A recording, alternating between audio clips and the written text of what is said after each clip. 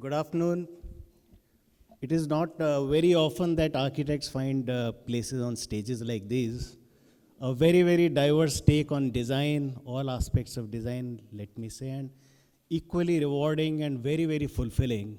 And thank you, Business World, for calling me on this forum. Really love it here. I am one of the three partners of a architectural firm based out of Delhi. We're about 180 strong, and we work largely in the realms of nation building, quite a few high court buildings, couple of airports. We do a lot of high value, high number residential projects, retail. Select City Walk is one of our projects. So overall, thank you once again. And since we are talking about design, it's very, very important to put a frame as to what we are discussing today.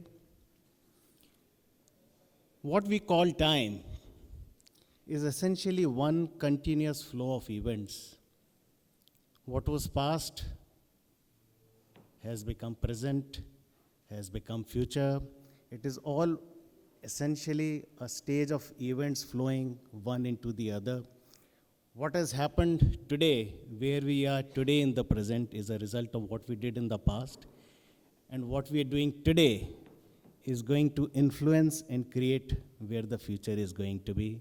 So gentlemen, ladies and gentlemen, 18th August 2025, what we do today is going to very, very greatly decide what our future is going to look like.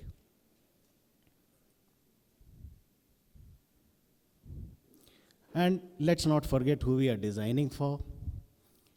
However it changes, whatever the amount of change that we see, at the center of our design remain the same principles of proportion, the same proportions that have been in practice for all these years. The same proportion principles continue to guide us, and even our futuristic design visions have to come exactly from the same. And when we are designing like this, let's understand that it is the life that we are designing for. And in lives, there are three critical aspects, three different aspects, parameters of life that we all go through as human beings. We are either living, or we are working, or we are playing. And therefore, every design has to have these three aspects of human existence in mind when the designing being undertaken. And therefore, designers have to serve all three, not just one. I'm sorry. I think I skipped this slide.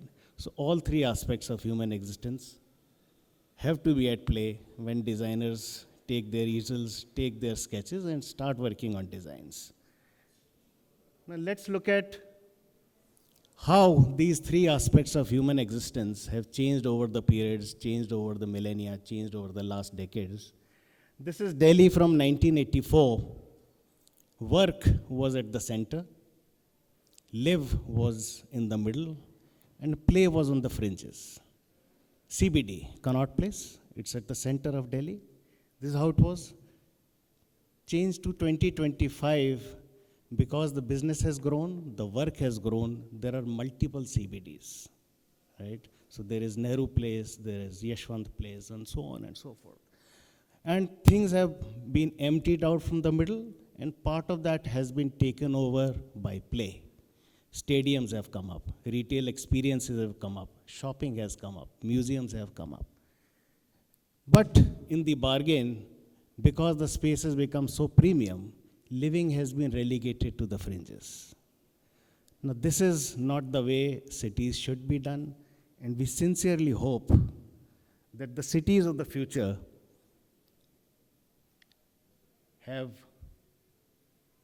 live at the center of it, play around it, and work further around it.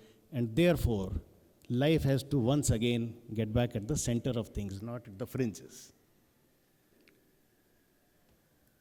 A similar change can be seen in the way houses have evolved. The houses of early 1700s, 1800s used to look like these single family homes, very rich with heritage, very rich with connect. As we moved to 1800s and 1900s, the residences became bigger, more complex, more complicated. Still, they were rooted in the traditions and the architecture of that region.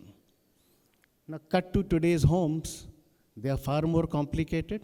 They have more spaces, there are bathrooms, there are multifunctional rooms, there are home offices, but somehow the identity has been lost. The future homes will probably be a take on these and more, and maybe we'll take back some of what we have left behind. Now, why just homes? To the smallest component of buildings, a wall. A wall in the early 1800s, 1900s was essentially a barrier against the elements to protect yourself from what is unknown, what is strange, what is unsafe. And windows were small, those miniature openings into what lies further, what lies ahead, and therefore a connect between indoors and outdoors. Now, cut to today, the insecurities of the past have gone away, and the walls have actually become glass walls. Right? We are secure, we are safe, and we want to see more and more of nature come into our homes. But cut to future, and I think these are going to give way to multifunctional surfaces which can be walls at some times, which can be windows at some times, and who knows, can be screens some other times altogether. And therefore, coming back, let's see how live has evolved over the years, over the millennia, over the decades, over the centuries. This is live. Earlier, we used to play right next to our homes. We used to work very close to our homes. We were essentially a community-driven neighborhood. Today, where the same home has gone up into a 40, 50, 60-story tower, but still the yearn for continuity and community is still there. And therefore, we find our community in common recreational spaces as part of very, very large residential complexes.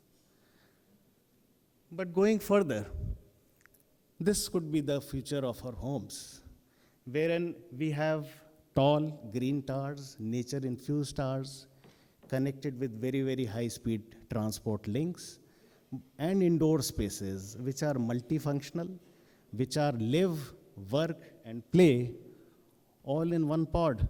So you're sleeping, working, and playing, all sitting in one space. So that is the future that we're going to.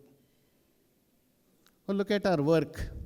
Our work was in factories. Our work was in mines. Our work was in fields, right? Today's work environments have moved so much from where we were working about 100 years ago. We're working in cooler environments, cleaner environments, controlled environments, and tech has taken over what was earlier primarily a manual, hand-driven kind of a overall work environment. And if that cue was to be taken further, is this what our work environments are going to look like? Are we looking at evolving workplaces which integrate technology, flexibility, and most importantly, human-centric in their approach? And are we going towards work, life, and play integration in our lives with better focus on mental health and environment? And are we making offices that inspire rather than confine? Or look at play. Our play for centuries has been chaupals, ramleelas, kathas, outdoorish activities, or people talking under a banyan tree in a chaupal. Cut to 80s, our play has moved to video gaming parlors. Our play has moved to stadiums. Our play has moved to concerts. This is an afterlife concert which happens in Mexico. It's an amazing concert. This is the kind of play that we've moved on to. But what is the future of play? We are already coming up with requirements. Our clients are asking to build us spaces which are multifunctional, which lend them to playing environments which are versatile, using technology in air artificial intelligence, virtual reality, drones, and the experiences of play are blurring the lines between physical and virtual environments. And therefore, this is the future of the play. So, in a nutshell, as architects, are we going in the right direction? I believe some steps are being taken by a lot of architects, including our office. We are combining buildings where work is right next to play, where outdoor recreation is right next to working spaces, where every floor has a breakout zone, because mental health is important, where residential 50, 60-story high towers have gardens at the top, interconnected with each other. We're trying to bring the forest into the built environments, and that's helping. Or smart tables like these in indoor working environments, which double up as work tables as well as screens. All of this is happening. So it is a question that we need to ask ourselves. Are we building the future we want, or are we just reacting to the present? And somebody said very, very wisely, a strategy without execution is a daydream, but execution without strategy is a nightmare. So I think all of us are currently reacting to the present. Now, this is a scene out of a sci-fi movie, right? But don't look so closely, because this is what our cities are already starting to look like. Gleaming skyscrapers in the foreground of dilapidated, dirty, disorganized, disheveled constructions, with people living in all kind of squalor and filth. This is how our cities are going to come up like. This is all our cities looking like, increasingly. And this is the truth that we all conveniently choose to ignore. 1.2 million people in an area of 650 odd acres. And the only infrastructure that they have is enterprise and hope, nothing else. And this is the reality. And this is the time that we find ourselves in. Somebody asked me, what strikes you most about your country? I said, what strikes me most about my country is the contrast that this country has, right? You have millions of people in 600 acres, and you have 20 people in an acre. That's the stark indifference, that's the stark contrast that this country has. And these are the times that we find ourselves in. And as designers, I think this is where the wake-up call for all of us is. And while this is what we are grappling with, there are people who are doing this, right? Saudi Arabia is one of the most inhospitable external environments that you can find yourselves in. They're creating the line. They're creating a modern day miracle. They're creating a vibrant living environment which is complete, which is green, which is contained, which is futuristic, and which is still, ticking all the necessary boxes. This is the way to go. So, can we continue to remain in the sepia-tinted past of who we were? Yeah. Or to 80s, the utilitarian approach, the official approach, the functional approach of matchbox-size homes. Clean, but still, non-entities, nondescript, without a theme.